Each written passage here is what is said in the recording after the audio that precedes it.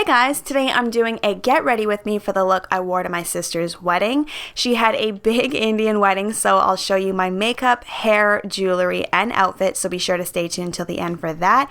And by the way, I launched a new vlog channel, so make sure to check it out. I'll leave the link in the description box for you guys, and now we can get started. Alright, so the first thing I'm going to do is start off with moisturizer. I'm using the Kiehl's Ultra Facial Oil-Free Gel Cream, that's a long one, all over, and this absorbs into the skin really nice and quick. And then I'm using the Kiehl's Avocado eye treatment and dabbing that, well, in my case, rubbing that all around the eye. Then I'm going to work with the hair, so I'm just giving it a quick brush to smooth and get rid of the tangles. And then I'm using the Oribe Dry Texturizing Spray. Love this stuff. It gives your hair life, especially after a blow dry and it looks flat. I just spray it in at the root and scrunch it with my hands, and then I'm using another Oribe product. This is called Soft Lacquer, and initially it feels like a sticky glue. Yeah, but I spray it in midsection and then brush it down, and as soon as the heat hits it, it takes away that sticky feeling and it gives you a really shiny curl, and it actually gives you a little bit of hold too. And then to curl my hair, I'm using a curling wand from Nume, and normally I forget to use this, but I'm going to go ahead and recommend you throw on a glove, because the week of the wedding I burned myself, and I'm still super upset about it because I know it's going to scar, but anywho, protect yourselves. So what you want to do is for all of the sections that frame your face, you want to curl all of those away from the face. And another reason I like to wear the glove is because it lets you wrap all the ends around the wand, so all of the hair will get curled. So then you just release that, hold the curl in place, and grab a bobby pin. I have a whole box of the large ones, and then secure that in place, and then you move on to the next section until all of the hair surrounding your face is curled and pinned. And my inspiration for my hair was that old Hollywood classic wave look, so this is what I did to get the look. Just watch for a few seconds to get the hang of it. So again, on the other side of my part, all I did was switch the direction of the curling wand, but I'm still curling all of the hair away from the face.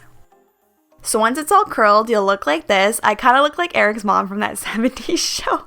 Okay, moving on. For all of the hair in the back, what you want to do is curl all of this towards the face now. So same technique, same size of sections, just all towards the face. And you just pin them as you did the others.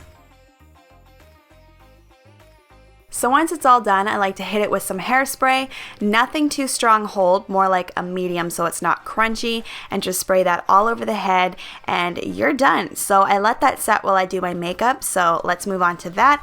I'm going to start off with my MAC Soft Ochre Paint Pot and apply that all over the lid up to the brow bone.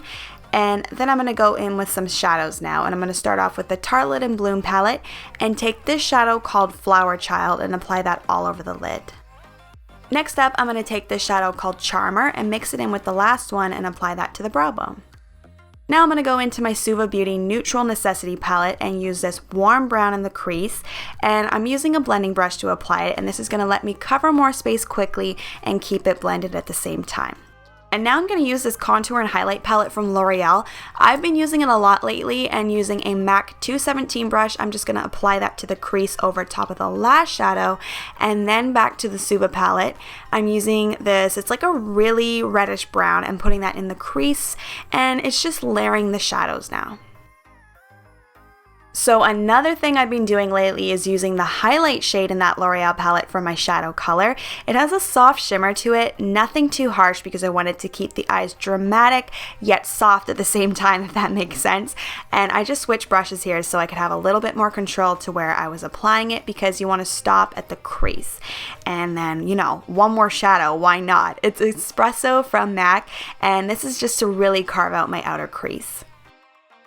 So now I'm going in with a liquid liner, and you should have seen me on the morning of the wedding. I was so nervous to do this part because you know this will make or break your look, because you got to get the line just right.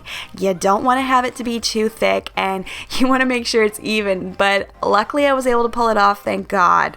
I just took it slow, and for this I used a MAC Boot Black liquid liner to do it. I was watching Gilmore Girls here, which is why I think I was laughing. I also watched that on the morning of. It just calmed my nerves I love that show. Anyways, I applied some mascara and then some false lashes, and then I moved on to the foundation. So on the actual wedding day, I used a different foundation than this one. I didn't like how it looked on the skin. It looked a little bit too yellow. So I'm showing you what I should have worn, and that's the Makeup Forever Ultra HD. This just makes your skin look really beautiful, especially in photos, but you live and you learn, I guess. And then I used the MAC Pro Longwear Concealer under the eyes in a triangle shape to conceal. And I also use it on the chin, Cupid's bow, and a little on the forehead to highlight. Now, usually for special occasions, I'll go one step further with my complexion. So I used the two lightest shades from the Anastasia Cream Contour Kit and blended that along the contours of my cheekbones and up along the temples to add some dimension to the face. It's also easier to do this with the creams first, so you end up using less powder later to get the same look. And now it was finally time to set it all. Whoops! And to do that, I'm using the Maybelline Fit Me Matte and Poreless Powder and applying that all over the skin. Finally, time for brows. This will help pull the whole look together. I use the Anastasia brow definer to do this, and if you want to see how I do my brows, I'll link my full tutorial for you.